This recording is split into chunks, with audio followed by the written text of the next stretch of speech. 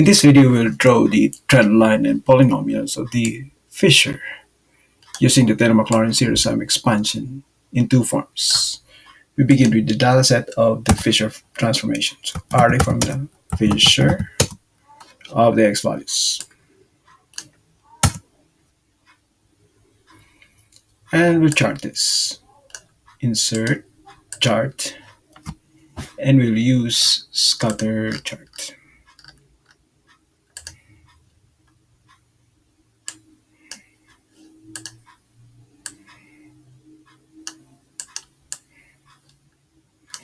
We continue with the Maclaurin series sum in two forms. The first form, which is the summation of a1 times x to the power 2n plus 1, where the value of n is from 0 to infinity. So from 0 up to infinity. 16 is good enough. So our formula will be array formula, series sum of the x values raised to the power 2n plus 1, where n equals 0 to infinity. So at n equals 0, 2 times 0 plus 1, 1. So that's the first portion, the first point. The second one, 2 times 1 plus 1, 3. So 1, 3, 9, 7. So the increment is 2. And the coefficient, it will be the A1 range, starting from 0. N equals 0. And likewise, the second form, which is array formula, series sum of the x values raised to the power. This time it's 2n minus 1. So at n equals 1, 2 times 1 plus minus 1, that's 1. Followed by 2 times 2 minus 1, 3.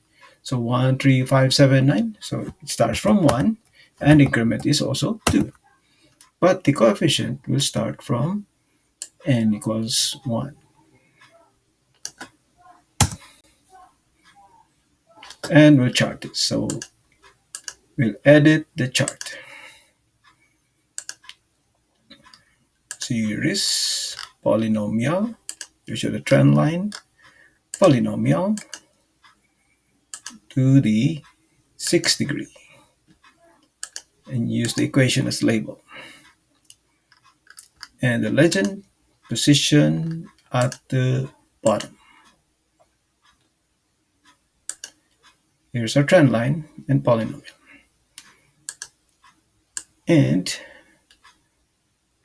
we'll calculate the coefficient, starting with the A1, which is array formula, 1 over the quantity 2n plus 1. So 2 times n plus 1.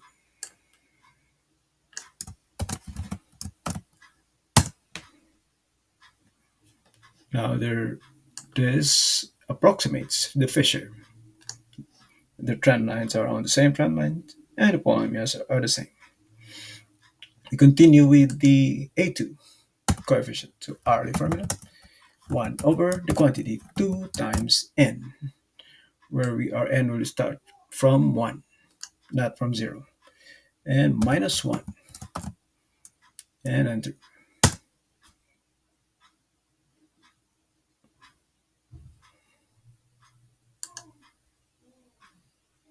We should transfer this.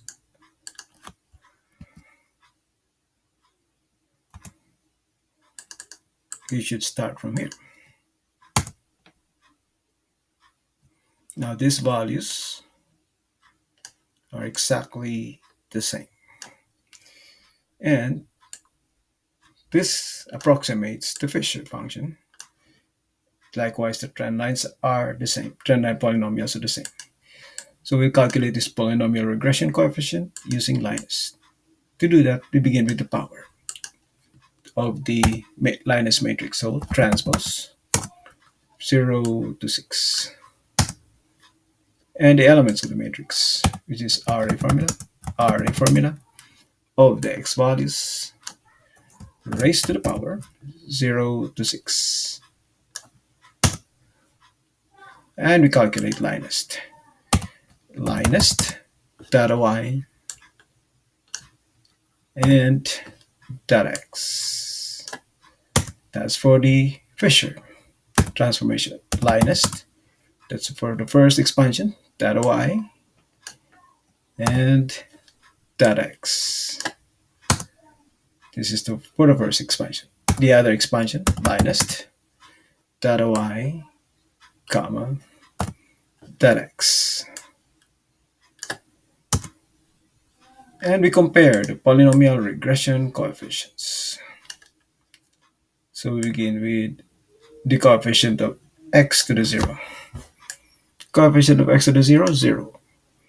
Negative 6.99 times 10 to the minus 49, this is already 0. Coefficient of x, 1.02, 1.02.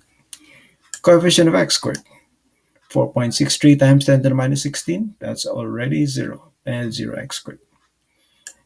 And x cubed, 0.0759, 0.808, 0.0822. So 0.059, 0.0808, 0.0822. Coefficient of x to the fourth. This is 1.86 times 10 to the minus 15. This is already 0. And x to the fourth here is 0. X to the fifth, 0.848, 0.837, 0.834. X to the sixth is 0. This is 0. 1.59 times 10 to the minus 15 is 0. And this is 0. This completes the use of the Taylor-Maclaurin series sum and LINEST polynomial regression to generate the trend line and polynomials of the Fisher transformation.